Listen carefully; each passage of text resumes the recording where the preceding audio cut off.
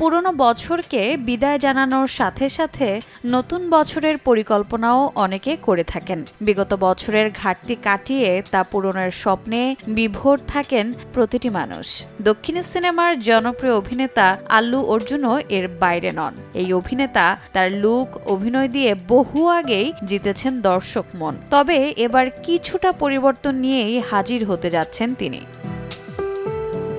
আল্লু কন্যা আরহা। নতুন বছরে আল্লু অর্জুন বাধ্য পিতার মতো কন্যার কথা মতো আবির্ভূত হতে যাচ্ছেন ভিন্ন রূপে। পর্দার পুষ্পা জানালেন ৫ বছর ধরে যত্নে রাখা দাড়ি গোঁফ পরিষ্কার করে কেটে ঝকঝকে হয়ে ফিরতে যাচ্ছেন তিনি। চরিত্রের প্রয়োজনে মুখ দাড়ি গোঁফের জঙ্গল, যা কন্যা আরহার ভীষণ অপছন্দ। পুষ্পা 2 মুক্তির পর অভিনেতা বলেছিলেন দাড়ি গোঁফ থেকে আপাতত ছুটি নিতে যাচ্ছেন তিনি, না হলে নাকি কন্যা তার ধারে কাছেও আসবে না। এই কথা ছড়িয়ে পড়তেই অনুরাগীদের মনে তৈরি হয়েছে উত্তেজনা।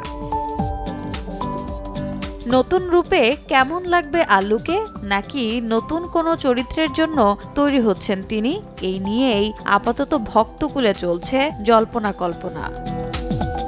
রোজা চৌধুরী, সময় সংবাদ।